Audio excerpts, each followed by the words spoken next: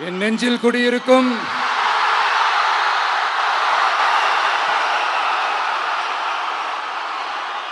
திருநெல்வேலி மக்கள் உங்கள் அனைவருக்கும் என்னுடைய வணக்கம்.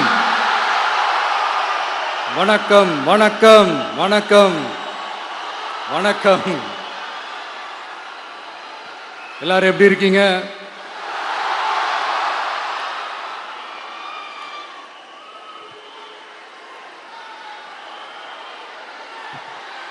உங்க மகன், உங்க அண்ணன், உங்க தம்பி, உங்க தோழன், உங்க நண்பன், உங்க விஜய் உங்களை தேடி வந்திருக்கிறேன். இந்நேரம் திமுக கையில அந்த முழு பவரும் இருந்திருந்தா, இந்நேரம் ஸ்டாலின் சார் கையில் அந்த முழு பவர் இருந்திருந்தா கண்டிப்பா இந்த நிகழ்ச்சி நடந்திருக்காது. ஏதாவது ஒரு முட்டுக்கட்டையை போட்டு நம்மளை வரவிடாம பண்ணியிருப்பார். ஆனா இப்பதான் அவர் ஒரு அதிகாரம் இல்லாத ஒரு முதல்வரா அப்படியே இருக்காருல்ல, ஒரு கேர்டேக்கர் கவர்மெண்ட்னு சொல்லுவாங்க இந்த பீரியட. அப்படி இருக்கிறதுனாலயோ என்னமோ கொஞ்சம் ஈஸியா வர முடிஞ்சதுன்னு நினைக்கிறேன். அது மாதிரி இந்த திமுக கவர்மெண்ட் நமக்கு எவ்வளவு பிரச்சனைகள், எவ்வளவு நெருக்கடிகள், எவ்வளவு அவதூறுகள், அவங்களையும் தாண்டி இன்னும் சில பேர் இன்னும் நிறைய அவதூறுகள் எல்லாமே பரப்புனாங்க.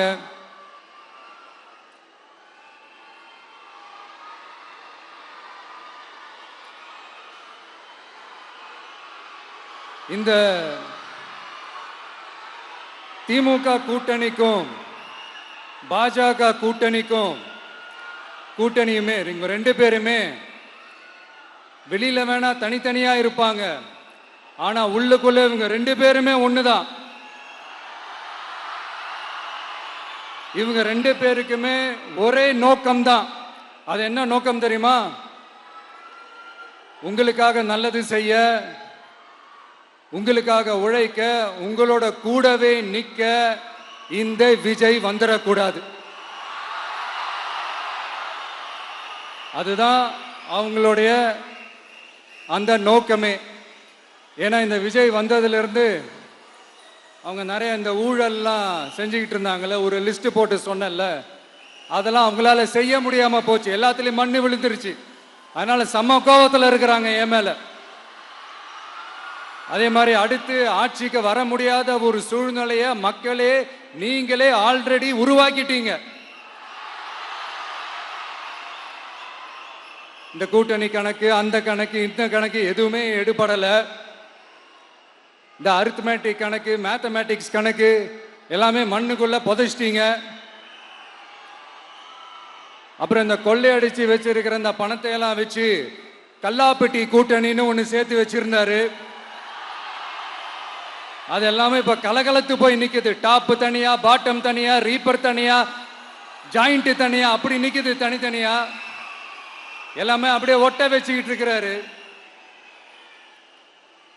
கூட்டணி கட்சிக்காரங்களே ஒருத்தருக்கு ஒருத்தர் ஓட்டு போட்டுக்க மாட்டாங்க போல் இருக்கு. அப்படி இருக்கு நிலைமை இந்த திமுக கூட்டணியில. சரி, இவங்களுக்கு தான் இந்த நிலைமைன்னு பார்த்தா இந்த பாஜக தலைமையில் மற்றும் பலர் அவங்க நிலைமை இன்னும் மோசமா இருக்குது. அதனால மக்களே, இந்த திமுகவோட நேரடி கூட்டணிக்கும் மறைமுக கூட்டணிக்கும் நம்ம மேல காண்டு.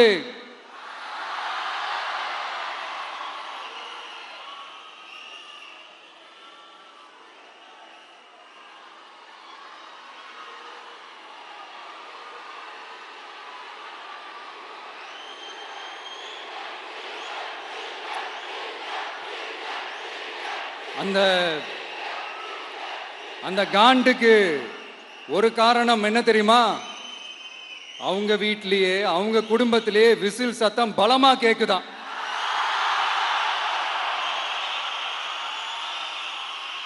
அடுத்த காண்டு அது இந்த சில சில பல கோடிகளை கொடுத்து நம்ம தமிழ்நாட்டு காங்கிரஸை பையில போட்டுக்கிட்டாங்க. யாரு? ஸ்டாலின் சார். ஆனா உண்மையான காங்கிரஸ் யாரு பக்கம் நிக்குது? நம்ம பக்கம் நிக்குது. சிறுபான்மை மக்களோட அந்த திமுக சாயம் வெளுத்து போச்சே. இந்த விஜய் என்னடானா மதச்சார்பற்ற கொள்கையோட உண்மையான ஒரு முகமா இருக்கிறானே. இந்த சிறுபான்மை மக்கள் வேற இந்த விஜய் பக்கம் தானே நிக்கிறாங்க அப்படின்ட்டு இந்த திமுகவுக்கும் பாஜகவுக்கும் என் மேல காண்டோ காண்டு. அதுக்காக நாம் என்ன செய்ய முடியும்? இந்த 33 வருஷமா ஒவ்வொரு வீட்டுக்குள்ளேயும் ஒவ்வொரு மனசுக்குள்ளேயும் போறதுக்கு நாம் பட்ட பாடு எனக்கு தானே தெரியும். அதனாலதான் நான் முன்னாடியே சொன்ன மாதிரி கட்சி ஆரம்பிச்சுட்டு ஒவ்வொரு வீட்டுக்குள்ளேயும் நான் போல, ஒவ்வொரு வீட்டுக்குள்ளேயும் போனதுக்கு அப்புறம் தான் கட்சியாவே ஆரம்பிச்சிருக்கிறேன்.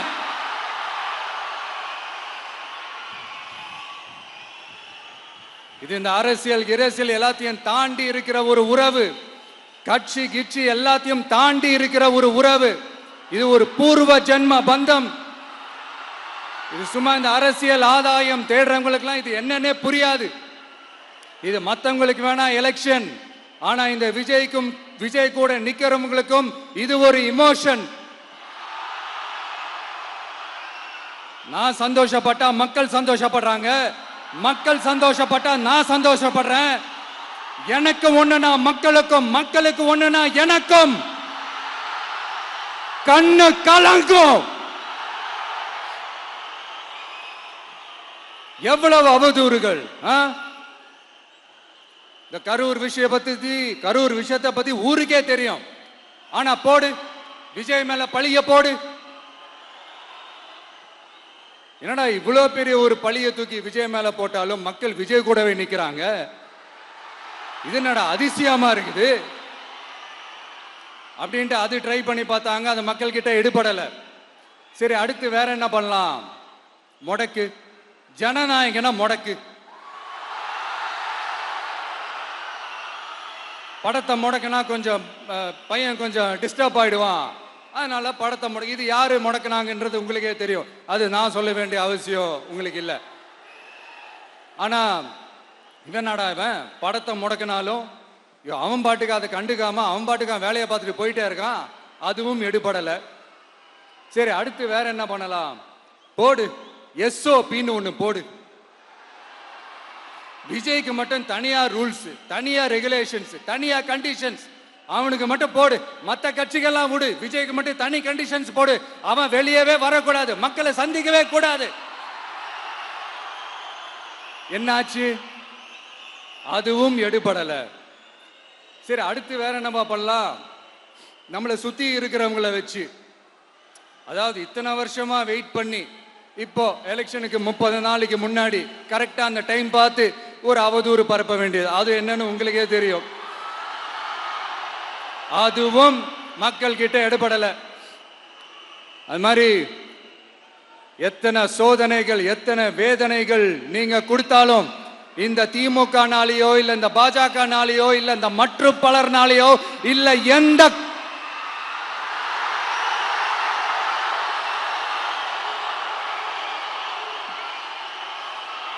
வேற யாராலையும் என்ன மக்கள் கிட்ட இருந்து பிரிக்க முடியாதுன்னு சொல்ல வந்த. அதைத்தான் சொல்ல வந்த. ஒவ்வொரு வீட்டில் இருக்கிற ஒவ்வொரு விஜயும் இருக்கிற வரைக்கும் என்ன மக்கள் கிட்ட இருந்து பிரிக்கவே முடியாது. இப்படி இந்த சொந்த பந்தம் இவ்வளவு ஸ்ட்ராங்கா இருக்கிறதுனாலதான் நான் முன்னாடியே சொன்ன 234 தொகுதியிலையும் இந்த விஜய் தான் வேட்பாளர்.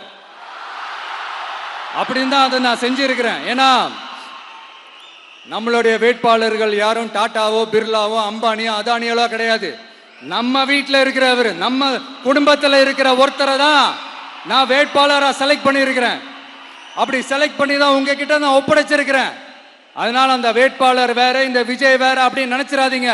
இந்த விஜய் தான் வேட்பாளர், அந்த வேட்பாளர் தான் விஜய்.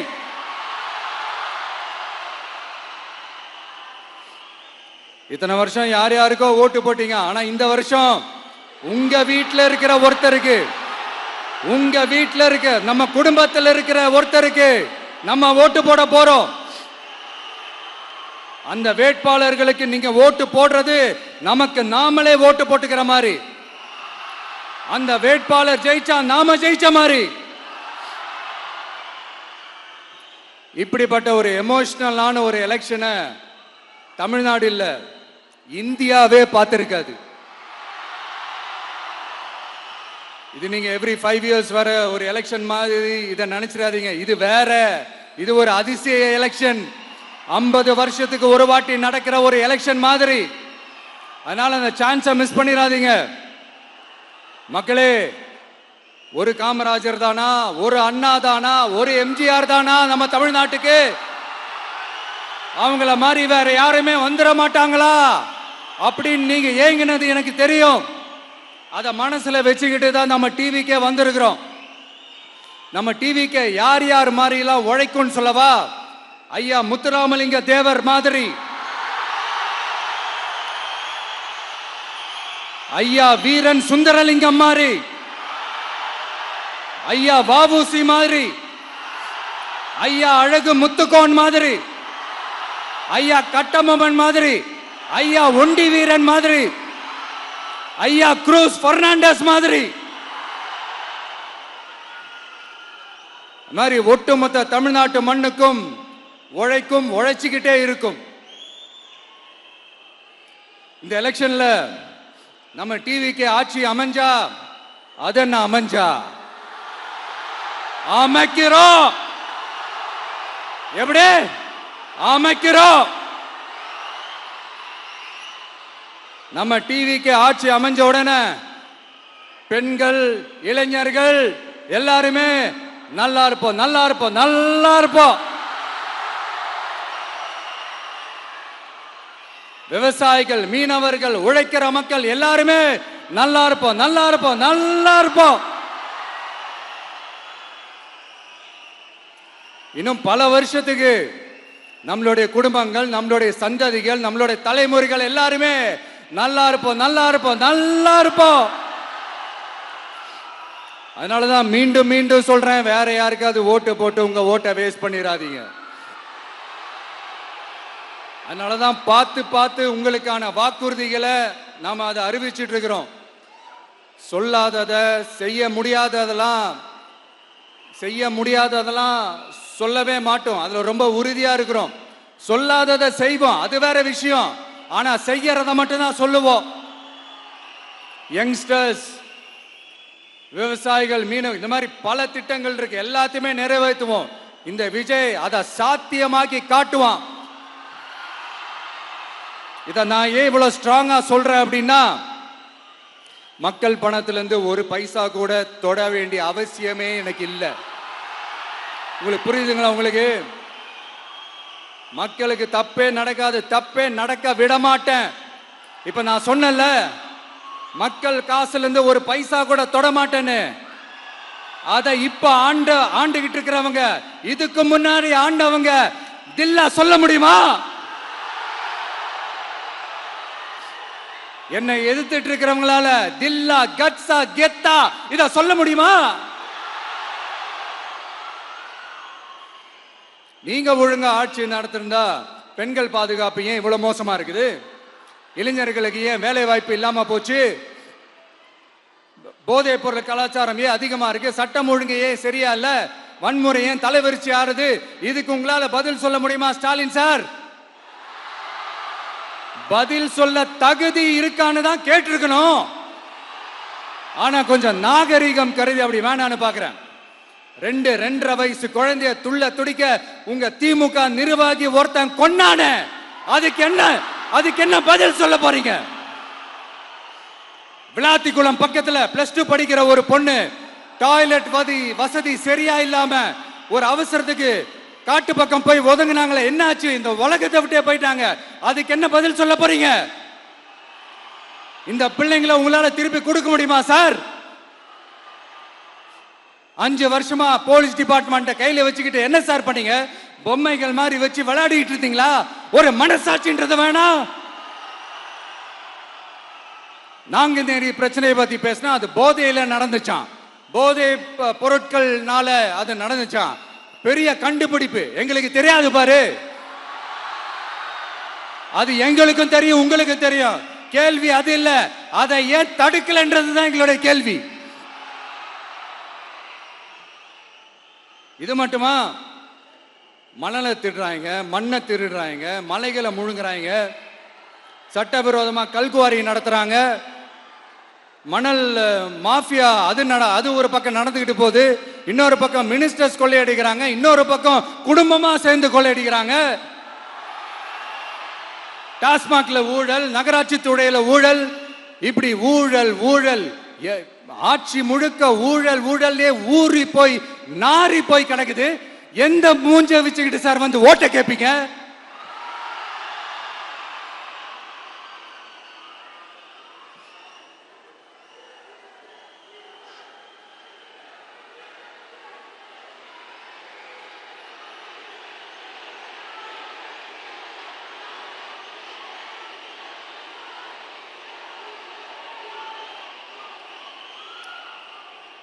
இந்த எலெக்ஷன் சும்மா உங்க பணத்தை எல்லாம் வச்சுக்கிட்டு ஒன்னும் கிழிக்க முடியாது. உங்க பணத்தை எல்லாம் வச்சு மக்கள் எல்லாம் விலைக்கு வாங்கவே முடியாது. இது ஒரு மாற்றத்திற்கான ஒரு எலெக்ஷன். ஒட்டுமொத்த தமிழ்நாட்டு மக்களும் அந்த மாற்றத்தை கொண்டு வர போற அந்த எலெக்ஷன். இது உங்களாலேயோ இல்ல அந்த மற்றும் பலர்னாலேயோ ஒன்னும் தடுக்க முடியாது. அதனால மக்களே, ஏப்ரல் 23 காலையில சும்மா பக்காவா ரெடி ஆயிட்டு வீட்டில் இருக்கிற சாமியெல்லாம் கும்பிட்டுட்டு உங்க ஓட்டர் ஐடி கார்டை கையில் எடுத்துக்கிட்டு முதல்ல பூத்துல போய் நின்று அந்த விசில் சின்னத்துக்கு நேரா இருக்கிற அந்த பட்டனை ஒரு அழுத்துங்க. இது ஒரு தலைமுறைக்கான ஒரு தேர்தல், உங்களுக்கான தேர்தல். எப்பேற்பட்ட வசதியான வாழ்க்கையா இருந்தாலும் எல்லாத்தையும் தூக்கி எறிஞ்சிட்டு உங்களுக்காக மட்டுமே வந்திருக்கிறேன். உங்களுக்காக நன்றி கடன் செலுத்துறதுக்காக மட்டுமே வந்திருக்கிறேன். அத்தனை வழிகளையும் தாங்கிக்கிட்டு உங்களுக்காக மட்டுமே வந்திருக்கிறேன். ஒரு நாளும் பொய் சொல்லி உங்களை நான் ஏமாத்தவே மாட்டேன். இந்த 4 முனை போட்டி, 40 முனை போட்டி, எத்தனை முனை போட்டின்னு எத்தனை உருட்டினாலும் இங்க 2 முனை போட்டி மட்டும்தான். ஒண்ணு, இன்னொன்னு எஸ், ஒன்னு டிவிகே, இன்னொன்னு டிஎம்கே. மக்கள் விரோத ஆட்சி நடத்துற ஸ்டாலின் சார் வேணுமா? மக்களை நேசிக்கிற உங்க விஜய் வேணுமா? அவ்வளவுதான் இந்த எலெக்ஷன். அதனால உங்க மகனுக்கு, உங்க அண்ணனுக்கு, உங்க தம்பிக்கு, உங்க பிள்ளைக்கு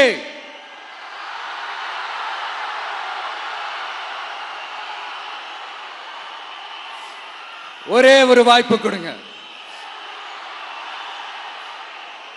தயவு செஞ்சு விசில் சின்னத்துக்கு ஓட்டு போடுங்க. இது ஒரு விசில் புரட்சி தேர்தலா இருக்கணும்.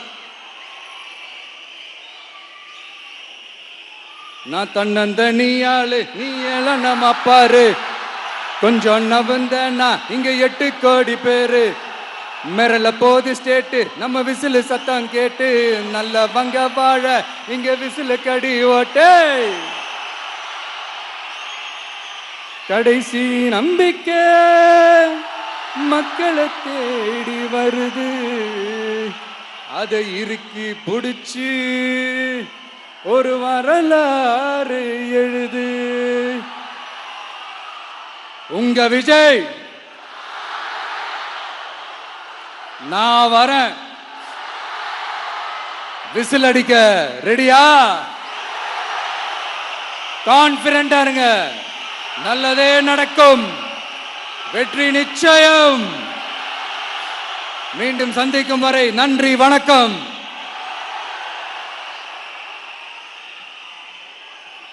ஒரு தலைவன்